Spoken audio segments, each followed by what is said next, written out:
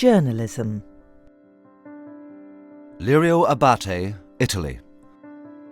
Lirio Abate is a Sicilian journalist specialising in investigating the criminal activity and political connections of the modern Italian mafia.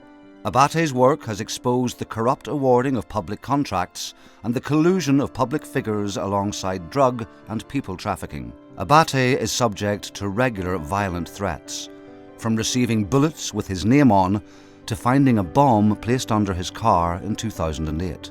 So that he can continue his work where many others have been silenced, Abate now travels in an armoured vehicle with 24-hour constant police protection. When you read Lirio Abate's biography, you feel this feeling of humility, because you start realizing how much it takes for someone to bring truth out, to bring justice out, and to also break the silence that, the cartel feeds on. So he's a hero, like the typical hero. Safa al-Ahmad, Saudi Arabia. Safa al-Ahmad has spent the last 3 years taking enormous personal risks, covertly filming an unreported mass uprising in Saudi Arabia's oil-rich yet extremely poor Shiite eastern province. Al-Ahmad's 30-minute documentary, Saudi's Secret Uprising, was broadcast by the BBC in May 2014.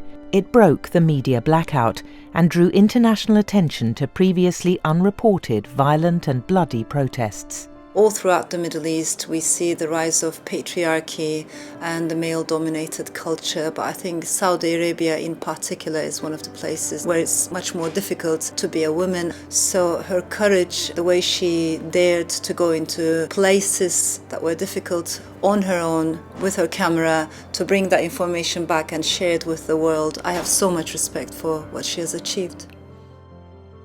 Rafael Marques de Moraes, Angola.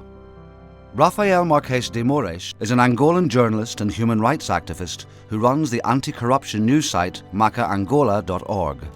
Despite being one of the world's richest countries in terms of natural resources, 70% of Angola's population lives on less than $2 a day. Marques is deeply committed to holding politicians accountable for this, tirelessly reporting on embezzlement and corruption. He has been repeatedly imprisoned and threatened, including at one point a 40-day detention without charge, during which time he was denied food and water for days. Rafael is an incredible individual who has been bringing something to the attention of people, for which he's paid heavy prices, currently facing criminal proceedings. So this is a very important individual doing very important work in a very, very difficult environment. Echo Moskvy, Russia. Echo Moskvy is an independent Russian radio station, revered by many as the last bastion of free speech in Russia. With an estimated audience of 7 million, Echo is openly critical of all sides, including Vladimir Putin's regime. 2014 has been one of the most turbulent in Echo's 24-year history, with its website banned, the Dagestan branch of the station closed down, and the station coming under pressure over its continued reporting on the Ukrainian conflict.